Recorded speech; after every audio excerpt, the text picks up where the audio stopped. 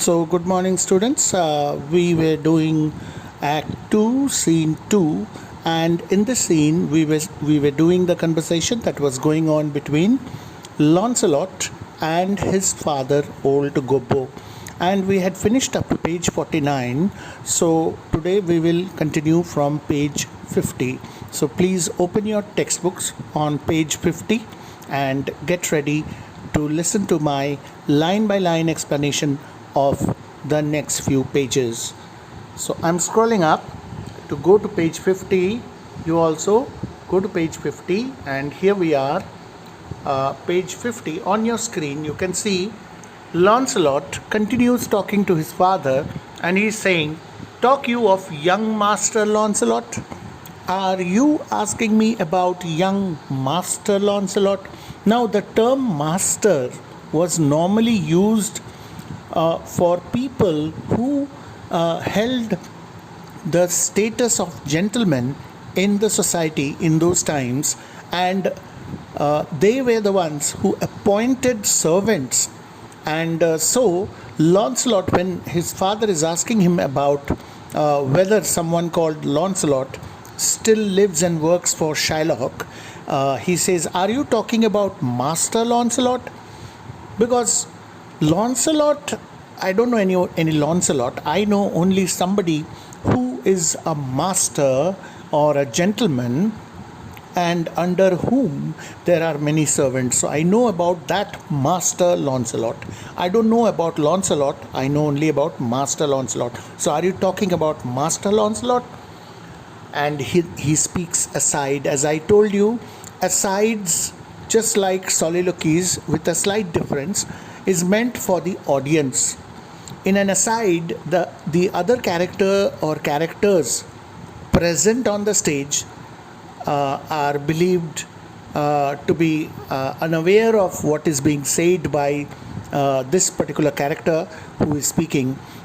This was a device used in drama by Shakespeare very often, and this is yet another aside of Lancelot. This is meant for the audience, and as I told you, all his activities and his speeches are so hilarious that the audience has to roar in laughter, and that is exactly what happens. He says, "Mark me now, now will I raise the waters," meaning to say he's asking the audience to notice what he is going to do. He says that, "Pay attention and see what I do. I am going to raise waters," meaning to say, I am going to make this old man cry. And then he says again to his father, "Talk you of young Master Lancelot? Are you talking about young Master Lancelot?"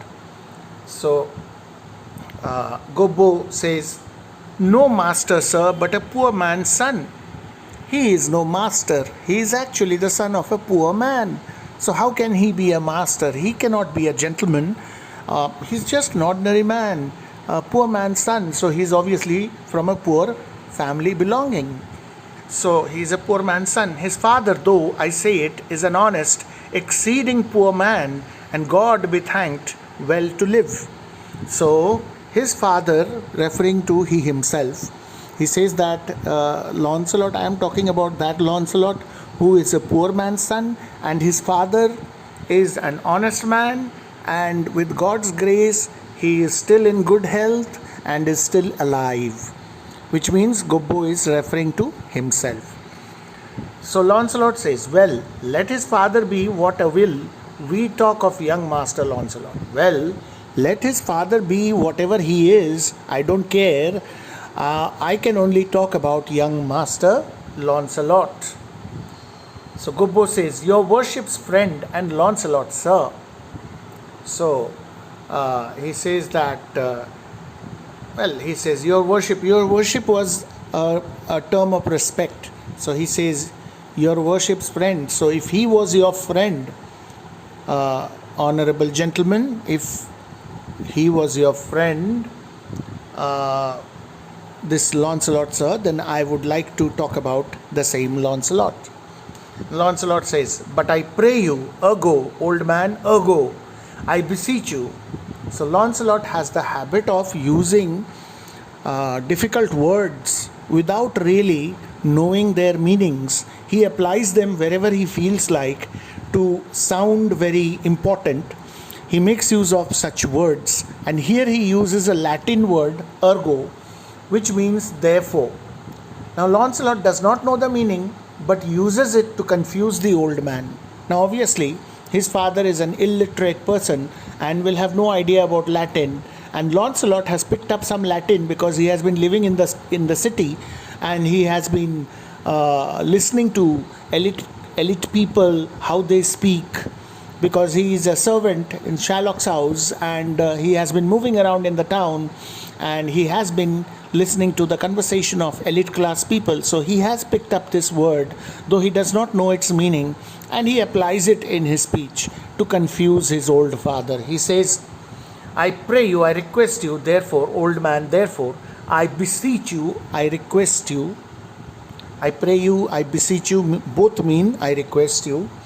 Talk you of young Master Lancelot? Are you talking about young gentleman Lancelot, Mr. Lancelot, Master Lancelot? Gobbo says, of Lancelot ain't please your mastership. So just imagine for how long he is unnecessarily harassing his father with all such dialogues.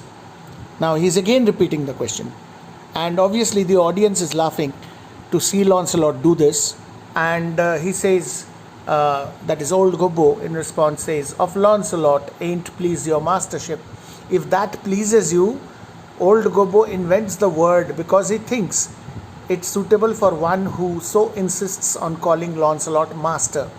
Okay, sir, if it pleases you, then you may refer to him as Master Lancelot. Yes, I want to know something about him. Do you have any idea where he is? Is he still working with Shylock? Does he still live with Shylock? So all that is what he means to say.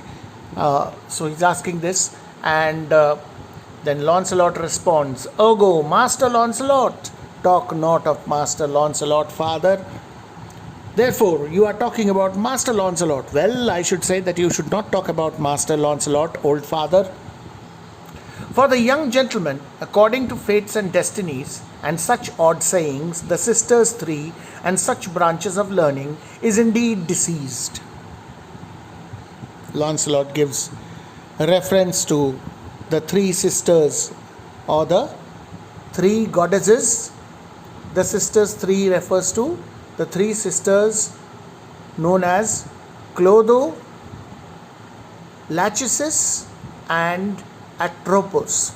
They were known as the three fates or destinies. Shakespeare is satirizing those people who are not content to use plain speech but attempt to use learned words and phrases. So through the character of Lancelot, William Shakespeare is actually trying to make fun of such people in this society who have the habit of using bombastic words, heavy words, or difficult English words in their normal speech, so as to impress people around them and make the people around them feel that they are so learned, that they are so wise, they have so much of knowledge. So just to boast about their knowledge, even if they are not so knowledgeable, even if they are not so wise, some people have the habit of using such heavy words in English, and that is what William Shakespeare is seemingly trying to satirize or criticize.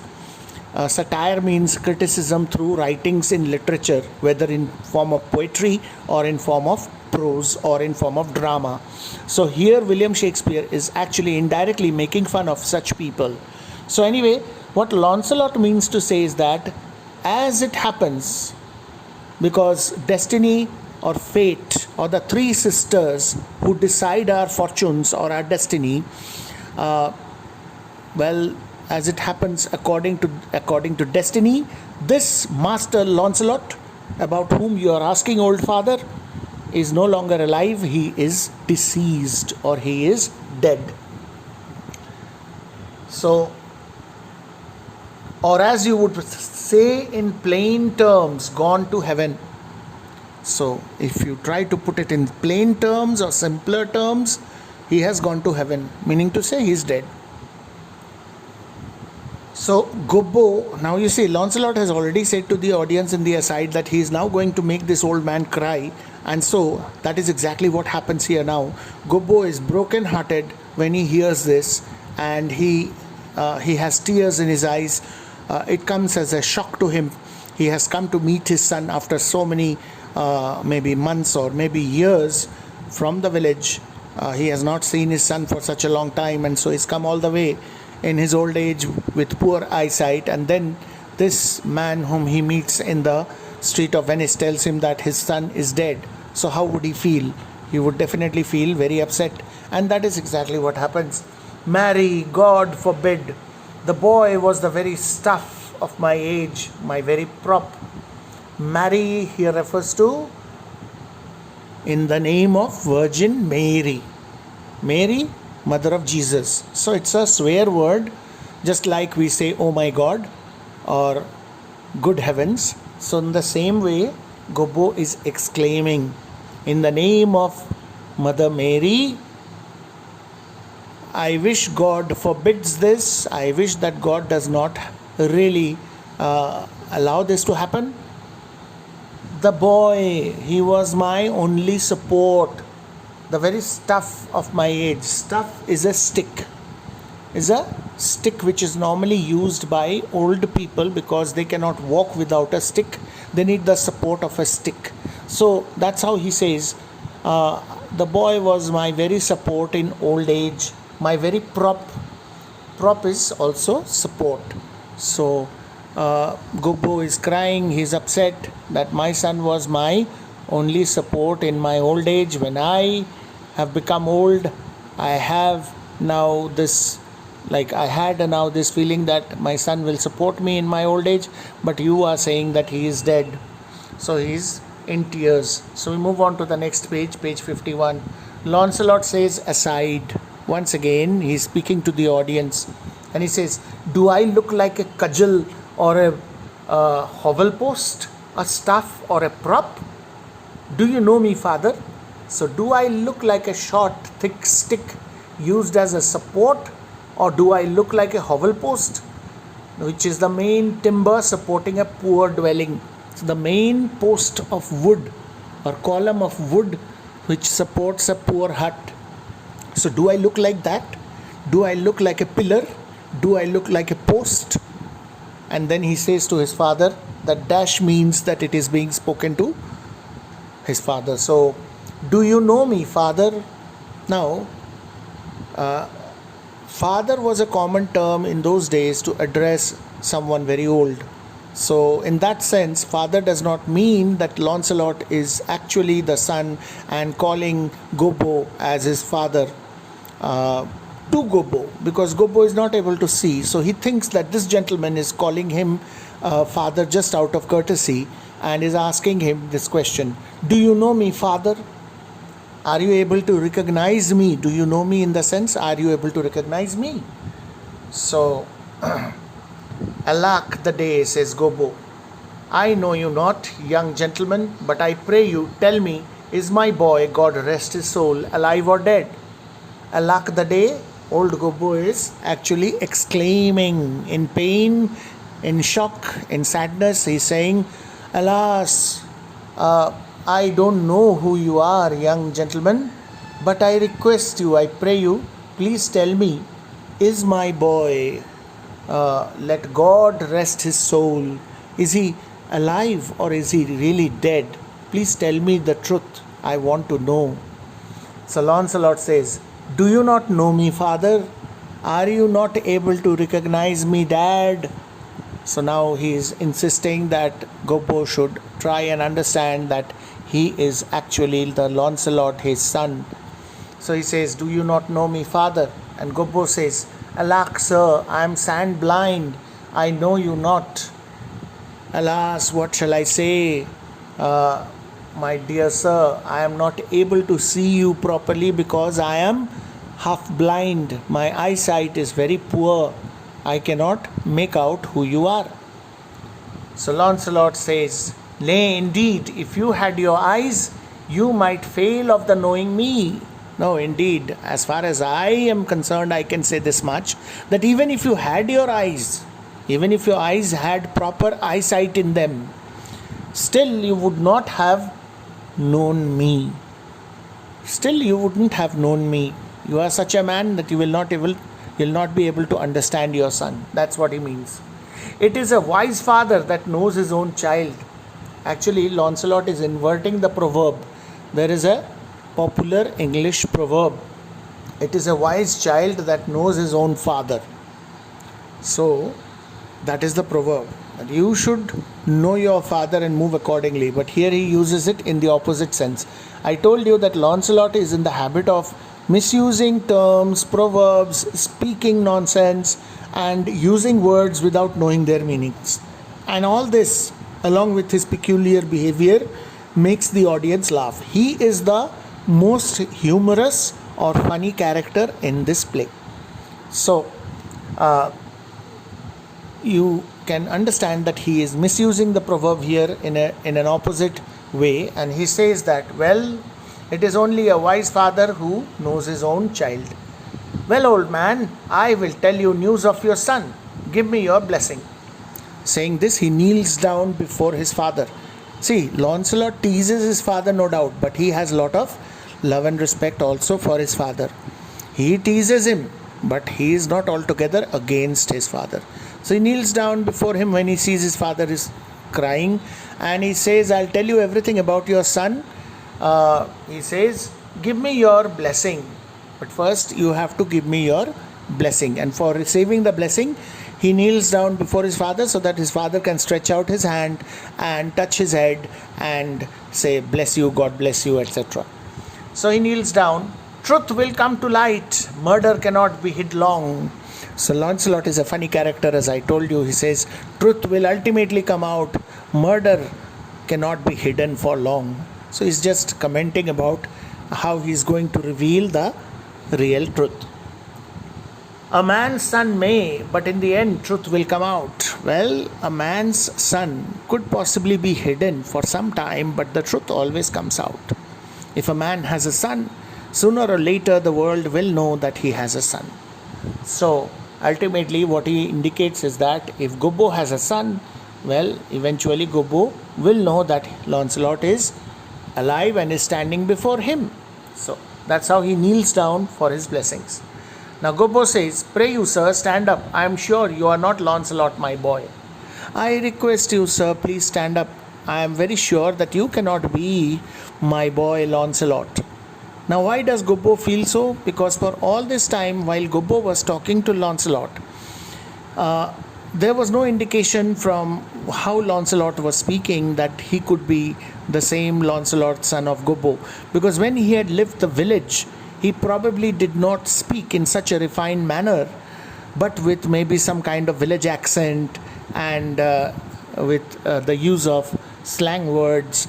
But here, when he is speaking to his father, after so many months or years, when his father is meeting him, the language or the speech of Lancelot is much more refined, because if he has stayed in the city for such a long time, he has improved upon his accent and also his speech. So that is why Gobbo is finding it difficult to believe that he could be Lancelot. Otherwise, he could have caught him long before from his way of speaking.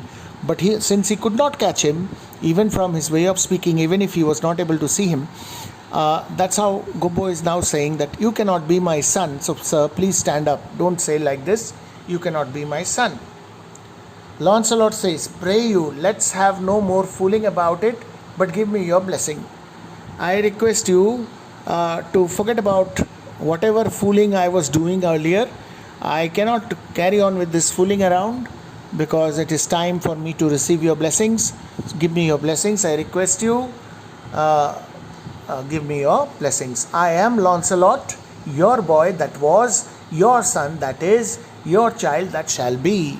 So he very clearly, in three different ways, he ascertains and he confirms the fact that he is Lancelot. Gobbo says, I cannot think you are my son, but I am finding it difficult to believe that you are my son. So Lancelot says, I know not what I shall think of that. I don't know what to think of that. If you are not able to believe my words, I don't know what to say. but I am Lancelot, but I am really Lancelot, the Jew's man. I am the servant of the Jew. Jew's man, I am the servant of Shylock the Jew. And I am sure Marjorie, your wife, is my mother. And I am sure that my mother's name is Marjorie. Marjorie is your wife. So if he had not been Gobbo's son, how could he mention the name of Marjorie as Gobbo's wife and his mother? So this is the biggest proof. So he says, I am your son and my mother's name is Marjorie, who is your wife. So with that we move to the next page, page 52. Gobbo says, her name is Marjorie indeed. I'll be sworn if thou be Launcelot, thou art mine own flesh and blood. Yes, her name indeed is Marjorie. I'll be sworn is just a swear word. I can swear if you are really Launcelot, then you are my own flesh and blood because you are my son. Lord worshipped might he be. So may the Lord be praised. Let the Lord be worshipped that I have got back my son. I was almost about to believe that my son is no more. But now, thank God that you are alive. What a beard hast thou got. Now, what has happened is that Gobbo is touching Lancelot's head. And so he is touching his hair. Gobbo cannot see that Lancelot is kneeling before him because Lancelot did not tell him that he is kneeling down. He is just kneeling down with the hope that Gobbo will touch his head and give his blessings to him. But when Gobbo touches his head, he feels his hair and he thinks he is touching his beard. And he says, what a beard you have grown on your chin. My goodness, thou hast got more hair on thy chin than Dobbin my fill horse has on his tail. So a fill horse is a cart horse or a horse used by farmers for pulling carts. So he says, my fill horse Dobbin is the name of the horse, has you have more hair on your face in the form of a beard than Dobbin has on his tail. Now horses, they have hair on their tail, at the end of their tail. So he says that you seem to have more hair on your face than Dobbin has on his tail. Lancelot rising. Now Lancelot stands up. He can understand that his father is confused and is touching his head and is thinking that he is touching his face. It should seem then that Dobbin's tail grows backward. Lancelot does not keep a beard. So he stands up and he says, then I should say that Dobbin's tail is growing backwards. That means all his hair in his tail is growing inside rather than growing outside. I am sure he had more hair of his tail than I have on my face when I last saw him. I am sure I have more hair. He had more hair on his tail than I had on my face when I saw Dobbin last before I left the village. So indirectly what Lancelot means to say here is that I have no hair on my face. There is no beard. So still if you are saying that I have more hair on my face than Dobbin's tail, then I must say Dobbin's tail is growing backward. All the hair on his tail is growing backward and that he has lost all the hair from the tip of his tail. Otherwise, how is it possible that I have more hair on my face? Because he has a clean shaven face. Anyway, all this is just for fun and all this is just to create more laughter in the audience by Shakespeare. Now Lancelot has said this and Gobbo responds, Lord, how art thou changed? Oh my God, how you have changed. How dost thou and thy master agree? So how do you get along with your master, you and your master? Do you get along properly with each other? Do you agree with each other? I have brought him a present. How agree you now? I have brought a present for your master. I have brought a gift with me for your master. Now tell me, how do you agree with him? So students, we will stop here for the day, line number 109, and we are on page 52. So page 52, line number 109. That's where we are stopping. Thank you very much.